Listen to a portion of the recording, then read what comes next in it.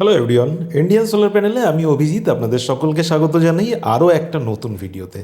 আজকে আপনারা দেখছেন আমরা মুর্শিদাবাদের একটা গ্রামে একটা 3.3 kilowatt on-grid solar system install করতে এসেছি। এটাতে আমরা আগে ইন্সপেকশন করে গেছি এবং ইন্সপেকশন করার পরে আমরা সিদ্ধান্ত নিয়েছিলাম যে আমরা সোলার প্যানেলগুলো একটু অন্য রকমভাবে ইনস্টল করব।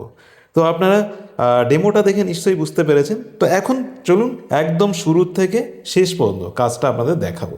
তো আমরা প্রথমেই গাড়িতে করে আমাদের সমস্ত ইকুইপমেন্ট গ্রাহকের বাড়ি পর্যন্ত নিয়ে এসেছি এবং সেখান থেকে প্রথমেই আমাদের চলছে আনলোডিংয়ের কাজ। আমরা একে একে স্ট্রাকচারের ফ্রেমগুলো নামিয়ে নিচ্ছি এবং তারপর আমরা সোলার প্যানেল সহ সমস্ত জিনিসগুলো গাড়ি থেকে একে একে নামিয়ে নেব। আর শুরুতেই আপনাদের বলে রাখি, যারা এরকম সোলার প্যানেল ইনস্টল করতে চান এবং যারা সোলার প্যানেল ইনস্টল করে নেট মিটারিংয়ের ফুল সুবিধা নিতে চান, তারা কিন্তু স্ক্রিনে দেওয়া নাম্বারে চট জলদি আমাদের সঙ্গে কল করতে পারেন। ইন্ডিয়ান সোলার প্যানেল 72 ঘন্টার মধ্যে আপনাদের সোলার ডেলিভারি অ্যান্ড ইনস্টলেশন দিয়ে থাকে। যাই হোক, যে কথা বলছিলাম, আমরা এই সোলার প্যানেলটা ইনস্টল করার আগে যখন আমরা ইন্সপেকশনে এসেছিলাম তখন আমরা এই জলের ট্যাঙ্কি দেখিয়ে আমরা গ্রাহককে বলেছিলাম যে আপনি এই জলের ট্যাঙ্কির ওপরে যদি প্যানেলগুলো ইনস্টল করেন তাহলে কিন্তু গরমকালে ট্যাঙ্কির জলটা নর্মাল থাকবে, মানে ট্যাঙ্কির জলটা হিট কম হবে। তো আমাদের কথা অনুযায়ী গ্রাহক কিন্তু জলের ট্যাঙ্কির ওপরেই সোলার প্যানেল ইনস্টল করতে রাজি হয়েছে এবং সেই কাজটাই আমরা করতে চলেছি। এই জলের ট্যাঙ্কির ওপর সোলার প্যানেলটা ইনস্টল করলে দুটো সুবিধা হবে। এক হচ্ছে জলটা গরম হবে না, আর দুই হচ্ছে জায়গা বেঁচে যাবে। কারণ জলের ট্যাঙ্কি যেখানে বসানো ছিল এটা হচ্ছে সিঁড়ির ছাদ, এই জায়গাটা ইউজই হতো না। তো এই জায়গাটা সোলার প্যানেল লাগিয়ে ইউজ হয়ে গেল, আর জলের ট্যাঙ্কিটাও কিন্তু সেভ রইল।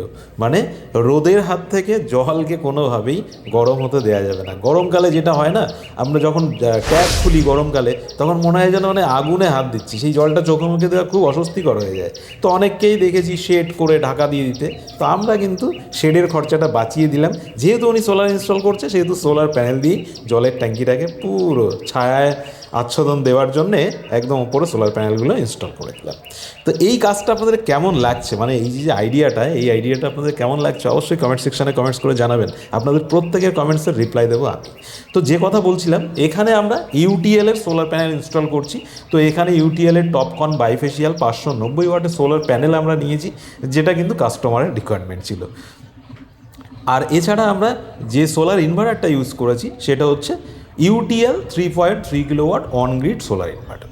তো এতদিন আপনারা যারা আমাদের ভিডিও দেখছেন ম্যাক্সিমাম আপনারা অনগ্রিড কাজ আমাদের করতে দেখেছেন সোলার ইনভার্টার দিয়ে। আর আগে কিছু কাজ আমরা ইউটিএল দিয়ে করেছি, তো মাঝে অনেক দিন ইউটিএল দিয়ে কাজ করা বন্ধ ছিল। এই আবার একটা কাস্টমারের রিকোয়ারমেন্ট অনুযায়ী আমরা ইউটিএল সোলার দিয়ে কাজ করছি। তো এখানে ছাদের ওপর, অর্থাৎ জলের ট্যাঙ্কি যে ছাদটায় রয়েছে, এই ছাদটায় যে স্পেসটা রয়েছে এই স্পেসে আমরা 3টে 590 ওয়াটের সোলার প্যানেল এখানে বসবে, সেই মাপটাই পেয়েছি এবং সেই কাজটাই চলছে। আর এই 3টে সোলার প্যানেলে কিন্তু জলের ট্যাঙ্কিটা পুরো একদম ছায়ায় আচ্ছাদনে মোড়া হয়ে থাকবে, যেটা খুব সেভ রাখবে ট্যাঙ্কিটাকে।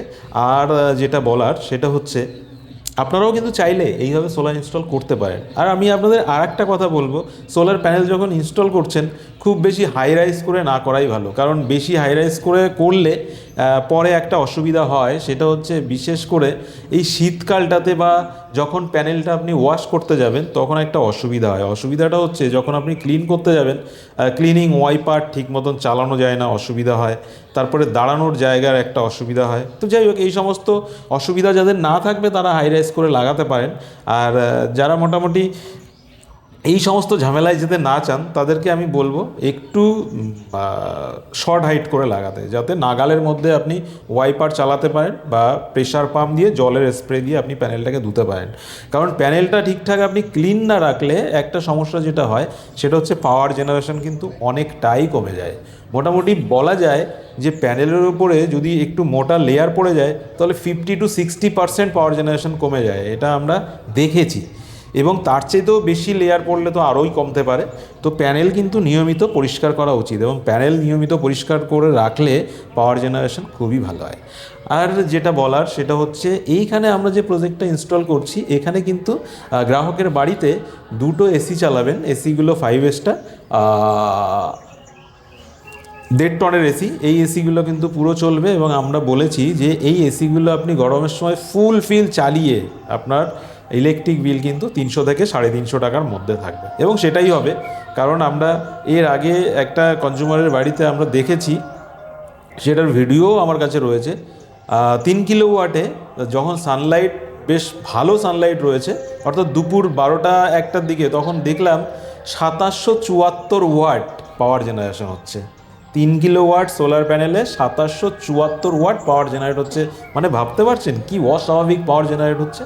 তো আপনারা এরকম 3 কিলোওয়াটের সেট আপ ইনস্টল করে মোটামুটি যাদের 2টো এসি, একটা ফ্রিজ, একটা ওয়াশিং মেশিন, 4-5টা পাখা, 8-10টা লাইট এবং একটা টেলিভিশন চালানোর প্রয়োজন আছে, তারা কিন্তু অনায়াসেই 3.3 কিলোওয়াট বা 3 কিলোওয়াট সোলার ইনভার্টার ইনস্টল করে তাদের প্রয়োজনীয় বিদ্যুৎ তারা নিজেরাই তৈরি করতে পারেন।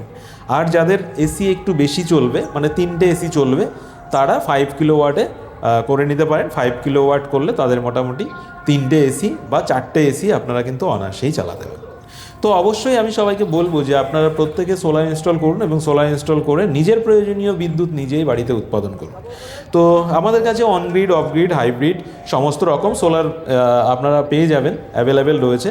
তো যাদের কোয়ারিজ আছে এই ব্যাপারে বা সোলারের ব্যাপারে, যারা আরও স্বচ্ছ ধারণা নিতে চান, আমাদের ইউটিউব চ্যানেল রয়েছে ইন্ডিয়ান সোলার প্যানেল, যেটা আমাদের আদি ইউটিউব চ্যানেল, একদম প্রথমে আমাদের হয়েছিল। তো সেই চ্যানেলটা দেখলে আপনারা বুঝতে পারবেন যে আমরা কত দিন ধরে কাজ করছি। আমরা 2016 থেকে সোলার নিয়ে আমরা কাজ করছি। তো সোলারের ওপর দীর্ঘ 8-10 বছরের অভিজ্ঞতা কিন্তু আমাদের রয়েছে।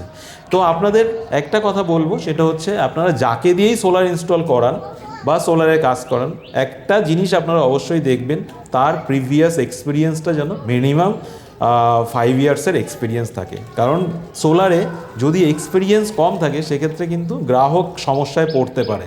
এটা আমরা আগেও দেখেছি, কারণ অনেক কনজিউমার আমাদের এরকম কল করেছে যে তিনি সার্ভিস পাচ্ছেন না। তো সার্ভিস না পাওয়ার কিন্তু একটাই কারণ, সেটা হচ্ছে যদি টেকনিশিয়ানের বা যারা সোলার ইনস্টল করছে তাদের যদি এক্সপিরিয়েন্স কম থাকে, তারা আপনাকে সঠিক সাজেশন দিতে পারবে না। তো আপনি যাকে দিয়ে ইনস্টল করান সেটা দেখার বিষয় না, দেখার বিষয় যে তার এক্সপিরিয়েন্সটা কতটা আছে। যদি অবশ্যই তার এক্সপিরিয়েন্স মিনিমাম 5 ইয়ার্স থাকে, তাকে দিয়ে আপনি অনায়াসেই কাজ করাতে পারেন।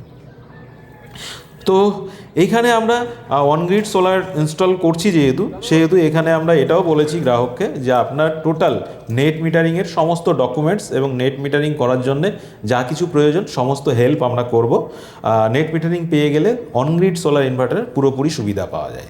কারণ অনগ্রিড সোলার ইনভার্টারের ব্যাটারি যেহেতু থাকে না, সেহেতু ব্যাটারি মেনটেন্যান্সের কোনো ঝামেলা নেই, আর ব্যাটারির জন্য কোনো এক্সট্রা খরচ নেই।